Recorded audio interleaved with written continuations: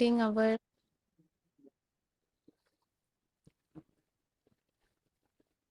so we are reading from the next paragraph. I will continue reading. The Lord possesses his internal energy, his external, marginal, and relative energies, and the manifestation of the cosmic world and the living entities. So there is internal energy, there is external energy, marginal, Tathastha Shakti, relative energies are there, then there is the manifestation of this cosmic world and the living entities. The external energy is manifested by the qualitative modes of material nature, the three gunas, sattva, rajo, and tamogun. One who can understand the nature of the living entity in the spiritual world can actually understand Vedyam or perfect knowledge. One cannot understand the Supreme Lord simply by seeing the material energy and the conditioned soul. But when one is in perfect knowledge, he is freed from the influence of the external energy. That is when he is in perfect knowledge. Only then he can understand the Supreme Lord. But by seeing the human beings, by seeing this material world, by seeing the activities and everything happening in this material world, we cannot conceive that which is beyond all this. And that Supreme Lord has nothing to do with all these material energies. So whatever we are seeing, whatever we can conceive by seeing all these things, has nothing to do with the spiritual world, actually. The moon reflects the light of the sun, and without the sun, the moon cannot illuminate anything. Similarly, this material cosmic manifestation is but the reflection of the spiritual world. When one is actually liberated from the spell of the external energy, he can understand the constitutional nature of the Supreme Lord. In Bhagavad Gita, Krishna mentions about a huge banyan tree which is upside down. In the spiritual world, this tree is the reflection. It's just like we see a reflection of a tree in the water. And when we see the reflection, what happens? The reflection is always opposite. It is inverted. Similarly, the tree that Krishna talks about starts or begins from the spiritual world, and this tree is inverted. So what happens here is the roots of this tree are upwards, actually begins in the spiritual world, and the roots are basically none other than Radharani and Krishna. Radharani and Krishna is the root, and from there this tree extends, and the trunk grows, and then there is Lord Brahma, and then it comes down to this material world where Lord Brahma is in the first place, and then below Lord Brahma we see there are all the demigods, and then this tree extends into various branches and leaves. So as this tree comes down, in the middle there are all the human beings, and below that all the other species, the lower species, and then below that of course the lower species and the demoniac, so they are also lower species only. And the leaves are considered to be the hymns of all the Vedic literatures. Everything that is mentioned in the Vedic literatures, the hymns, the leaves are considered to be the hymns. Then there are branches where the different activities, sense gratification, then economic development, religiosity, and liberation, all these activities are going on. And what keeps this tree from what keeps it growing? Just like in the material world, we put water in the roots for the tree or for the plant to grow. What keeps this tree growing? It is the three modes of material nature. So everything is perverted here. And based on who is doing what activity, their next destination is decided. So either we will become Brahma, Indra, or we will become some insect and ant and snake and all that. Yesterday I was listening to a class, and I heard from from his grace Adi Gadadhar Prabhu that Srila Bhakti Siddhanta Saraswati Thakur Goswami Maharaj has said that every Jivatma that we see has become Brahma at some point of time. So we have also been Brahma at one point of time. Just imagine, all of us. Now we are teeny weeny living entities in the material world. But there was a time when we were Brahma individually. There was a time when Lokamohan Krishna Prabhu was Brahma. We don't know how many heads Prabhu had as Brahma. There was a time when Nandini Priya has been Brahma. We do not know how many heads she had: 4 heads, 5 heads, 10 heads, 10,000 heads, 1 lakh heads. We don't know. But we have all been Brahma. So we can imagine when we step out of the house, the grass, the blade of grass that we see was also Brahma at one point. That is how the three modes of material nature keeps this tree growing. And we simply go from one level to the other, to the other, to the other. And it continues. And of course, we should know that Brahma is a position. Indra is a position. It is not the name. It is the name of the position. And anybody who performs their prescribed duties perfectly for 100 lifetimes is qualified to become Brahma. But if Vishnu sees that there is no such qualified person in one particular point who can be made Brahma, then what Lord Vishnu does is he himself expands to become Brahma. Other than that, it is a living Jivatma who becomes qualified and becomes Brahma. And then if somebody becomes more qualified, then they may get entry in the Shiva Lok. Because Lord Shiva is not a post. Lord Shiva is not some post. Lord Shiva is non-different from the Supreme Brahman. But he comes as devotee. So just Srila Prabhupada gives the example of milk and curd. Curd comes from milk. But once it turns into curd, we cannot use it for the same reason as we use the milk for. That is the difference. So Lord Shiva is like curd transformed from the milk, and the milk, original milk, is Krishna, Vishnu. So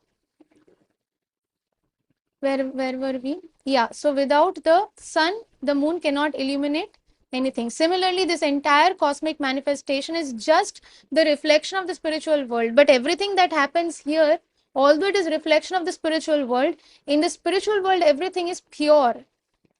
Everything is transcendental. But the same thing when it happens in this material world, it is the perverted reflection. Krishna is stealing butter there. He is a thief there. But in the material world, a thief is a bad thing, not a good thing. In the spiritual world, the gopis, they are going to meet Krishna. It is transcendental. They don't have any material contamination. We cannot understand it with our material senses. But the same thing, if it happens in the material world, if somebody has a extramarital affair, then it is abominable activity. It is the most abominable activity. So when one is actually liberated from the spell of this material, of this external energy, Maya. What is the external energy? It is Maya. So when one is liberated from the spell of these three modes of material nature, then he can understand the constitutional nature of the Supreme Lord.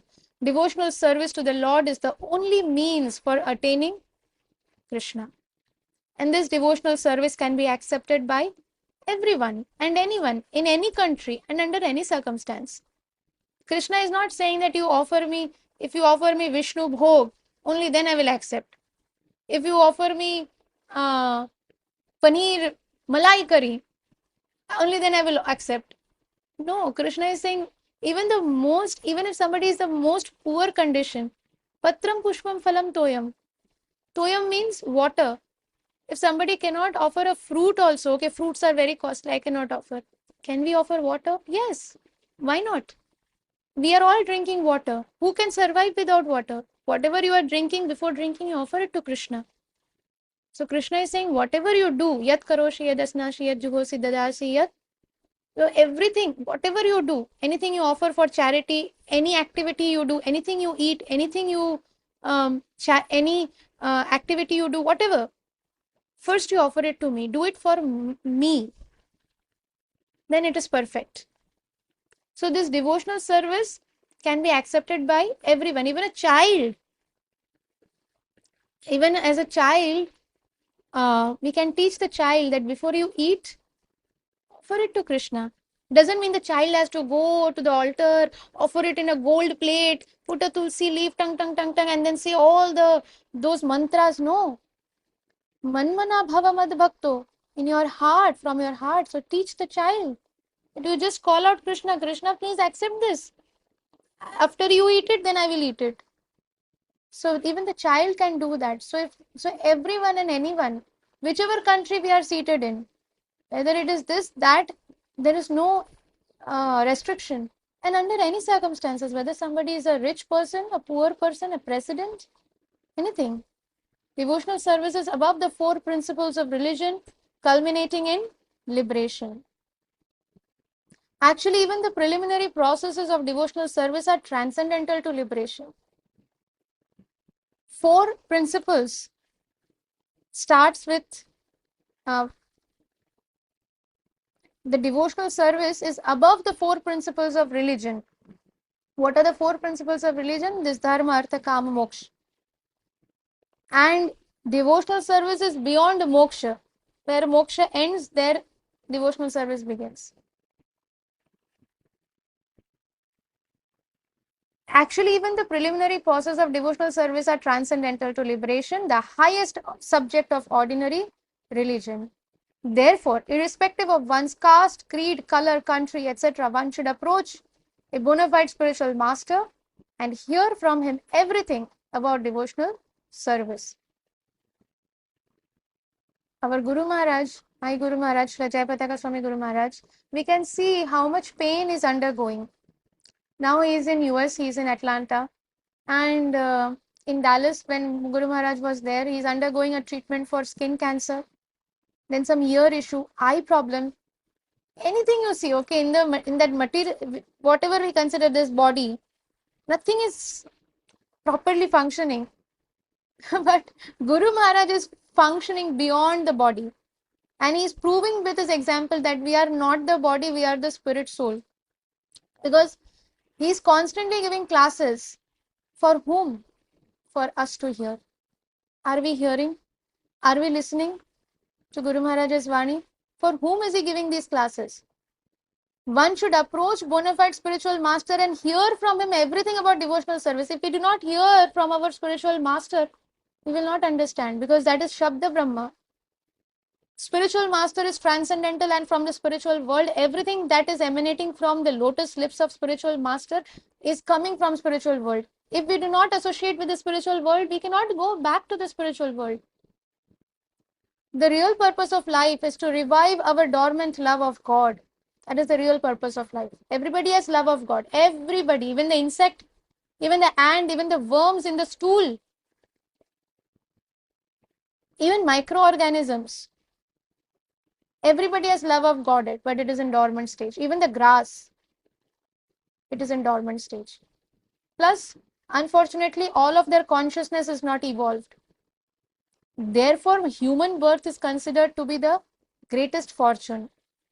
And if after getting a human birth also, if somebody wants to foolishly spend it, that is greatest misfortune. So real purpose of life is to revive our dormant love of God. Indeed, that is our ultimate necessity. How that love of God can be attained is explained in Srimad Bhagavatam. There is theoretical knowledge and specific or realized knowledge, and perfect realized knowledge is attained when one realizes the teachings received from the spiritual master.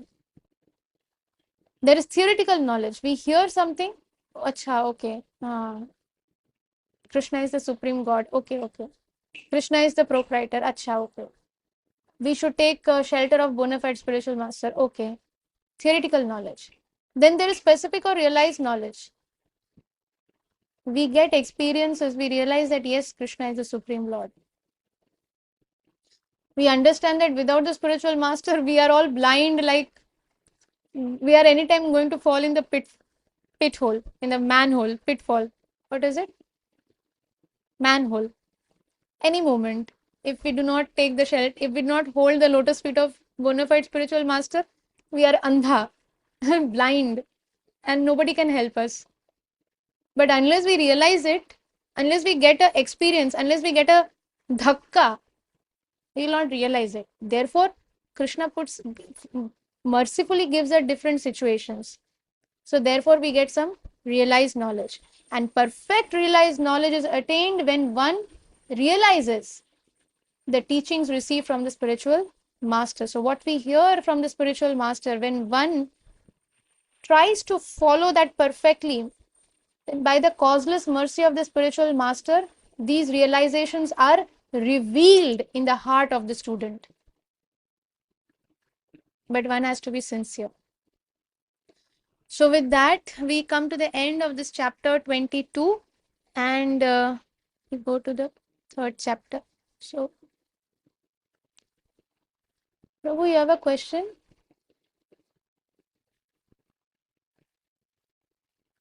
Here, Mataji, we have read that unless one is liberated from Krishna external energy, this cosmic manifestation material world, we will not be able to, unless one is dead, will not be able to understand Krishna. Very correct.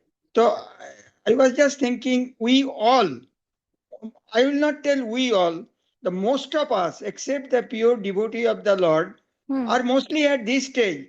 That means the none of us will be able to know Krishna.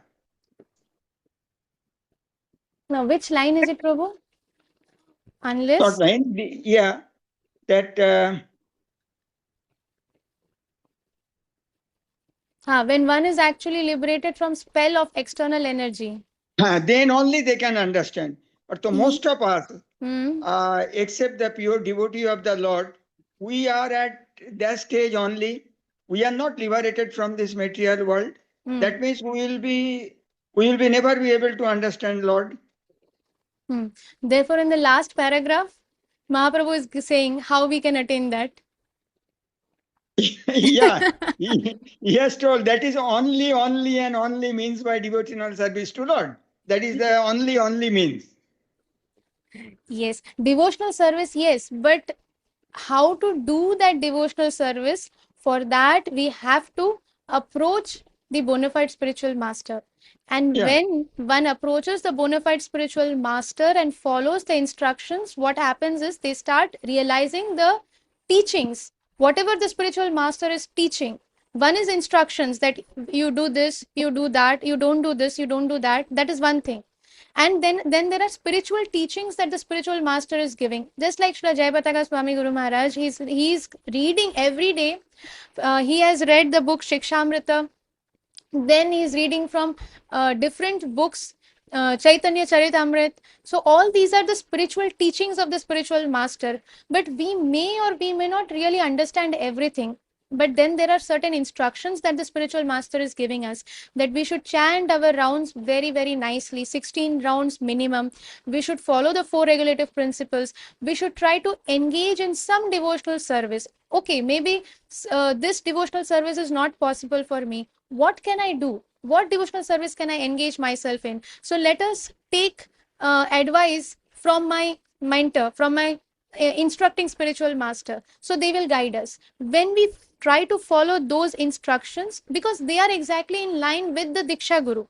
It is not that they are teaching or they will bring something new. They are giving us what our um initiating spiritual master, Diksha Guru, Shiksha Guru. They have to be in the same line as Krishna, in the same line as the Shastra. So they are so we take guidance. Okay, what can I do? How can I engage myself in my situation in devotional service? So our Shiksha Guru will tell us that okay, you do this. This is what you can do. This is not meant for you. This service you don't need to do. You do that service. So, like that, when we just follow those instructions, we don't have to create anything new. This is what again and again and again and again. The pure devotees are trying to tell us that we don't have to create anything new. We just have to keep faith. Shraddha, the first currency, faith in the words of the spiritual master.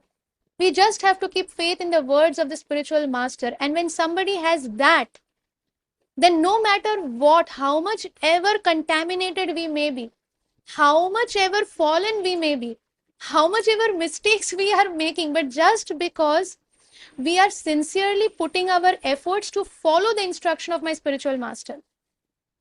For example, I will give your example, Holy Prabhu. That spiritual master has said 16 rounds compulsory. Weren't you in a situation where it is so difficult for you to even pronounce the syllables? You have been struggling for so much time, is it not true?